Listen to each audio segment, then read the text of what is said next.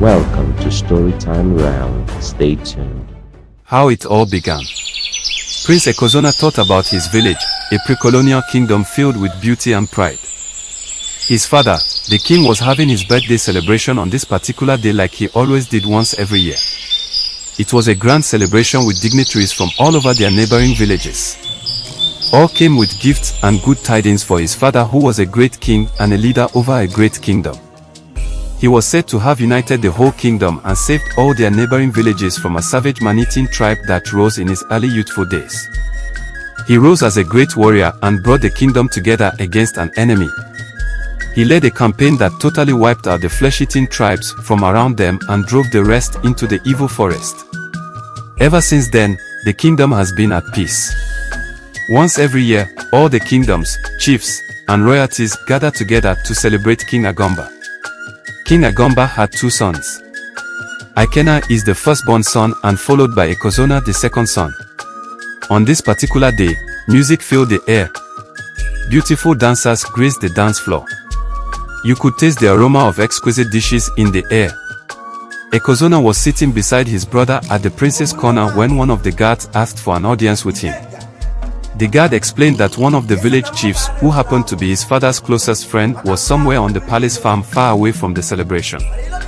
It was an urgent matter and could not wait another second. Prince Echezona followed the servant after whispering to his brother that he would be back soon.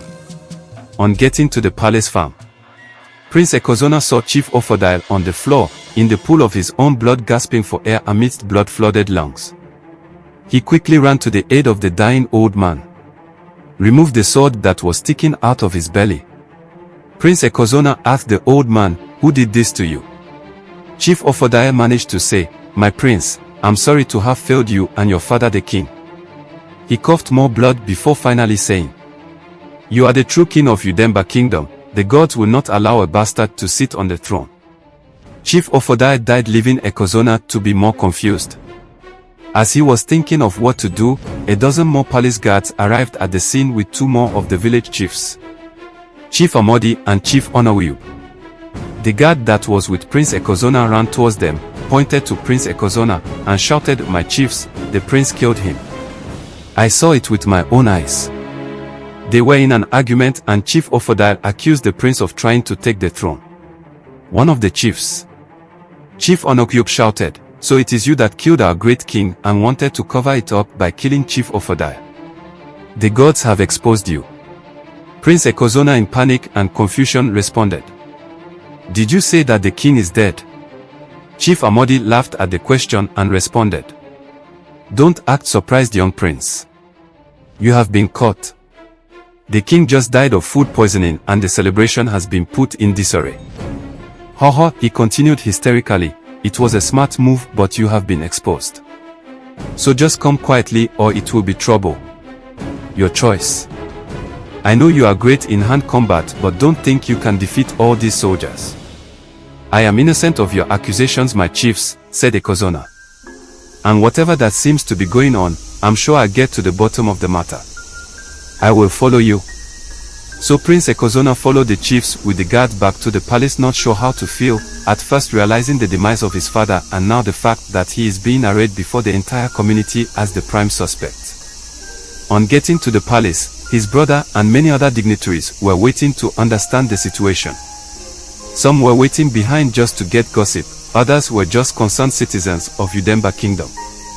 Prince Echezona stood before everyone present, and his elder brother, who has been crying, stood up in anger and asked, "Echezona, did you kill our father? And don't you dare lie to my face." Echezona, who had been in a state of confusion, was struck back to reality by this question.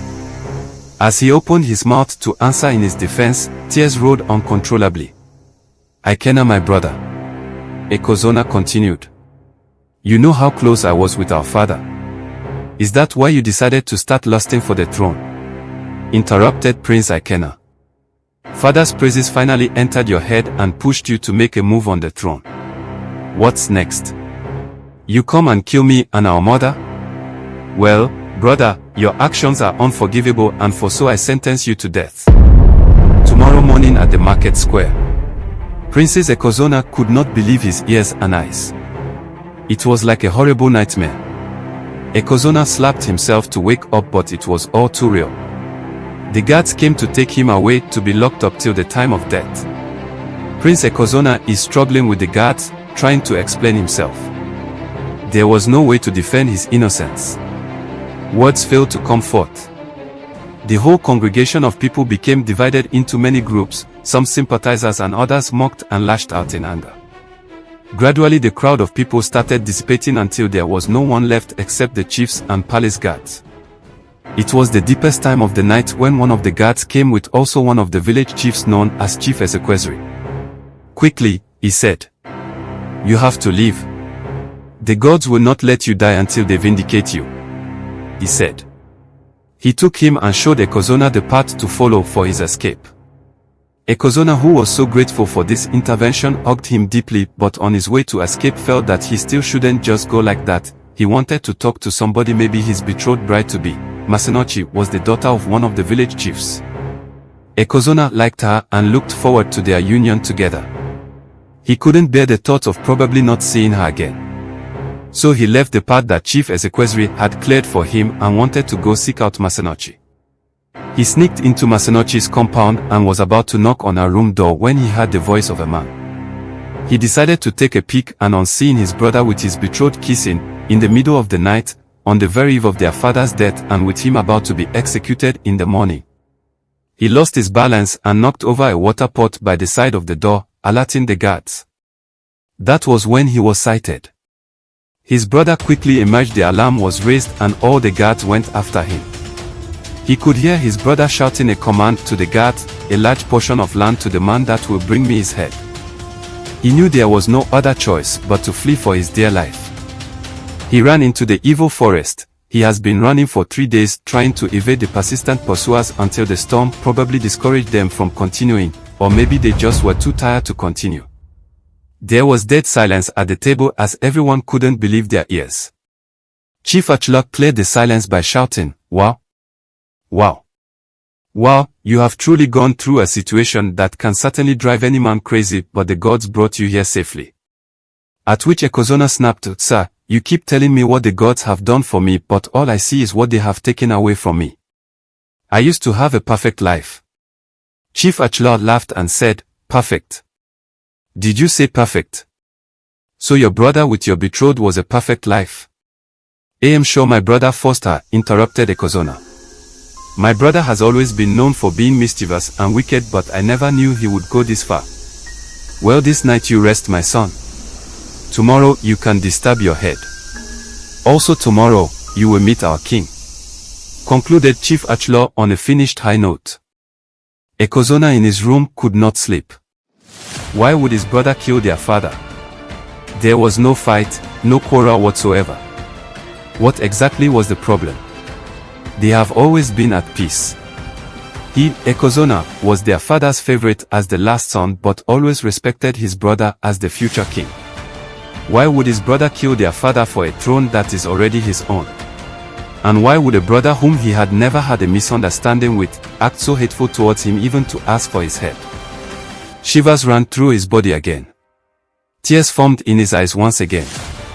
Not just for the hate of his brother, but at the betrayal of Masenochi. He could not lie to himself that his brother was forcing Masenochi. She was giggling at his brother's touch.